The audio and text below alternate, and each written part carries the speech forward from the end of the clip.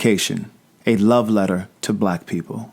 You are the descendant of slaves that would not quit. Susan L. Taylor, former editor-in-chief of Essence magazine, spoke those words at Hampton University when I was an undergraduate. She continued by saying, "There isn't anything that you can't do. You are here because they would not die." In the past, when I considered giving up in business or as a writer because the road became difficult at times, I think about them, my people, in her words. I reminded myself that I could never give up because they couldn't and because I have their blood running through my veins. I do it for them. I rely on their strength. It helps motivate me when I want to quit. I keep going because of them. Our strength as a people is recorded in history and it's unmatched. I love everything there is about being Black. Our prevailing strength, resilience, adaptability, the rhythm with which we move and speak, our natural instinct to overcome, recreate, and survive. Our predecessors understand our potential in ways that some of us have yet to learn.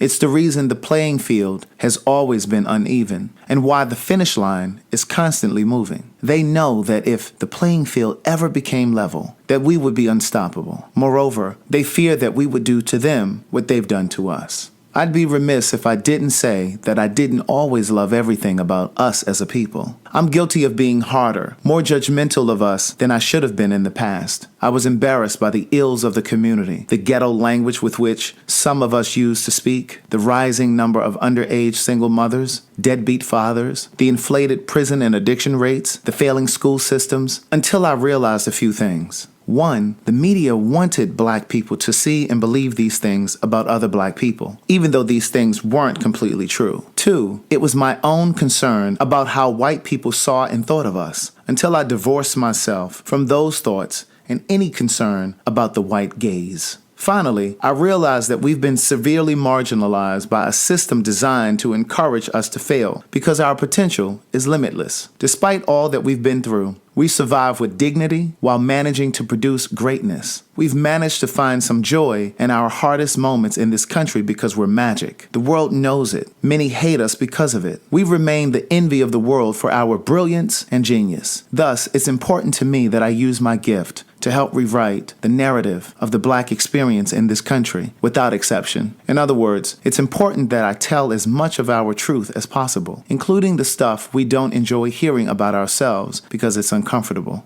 It's my job as an artist because I see myself as more than a writer. It isn't my intention to divide us or incite hate. My idea is to provoke you and anyone that comes into contact with my art to see things from a different perspective. Whether it's my podcast, So Much to Say, my books, or my stage plays, I want you to walk away from the experience feeling and thinking differently. As I write this dedication, this love letter to Black people, I realize that these words are like a dog whistle, sure to incite curiosity from anyone who isn't Black, questioning whether or not racism is at play here.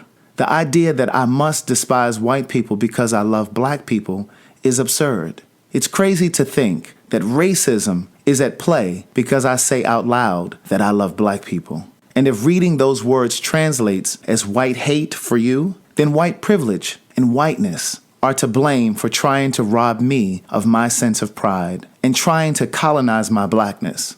It's not enough for me to say I'm not racist, because statements like that require proof that can only be verified through actions. The same is true when white people say, "I don't see color," or "Some of my closest friends are Black," yet some demonstrate biases based on race because color is the first thing we see.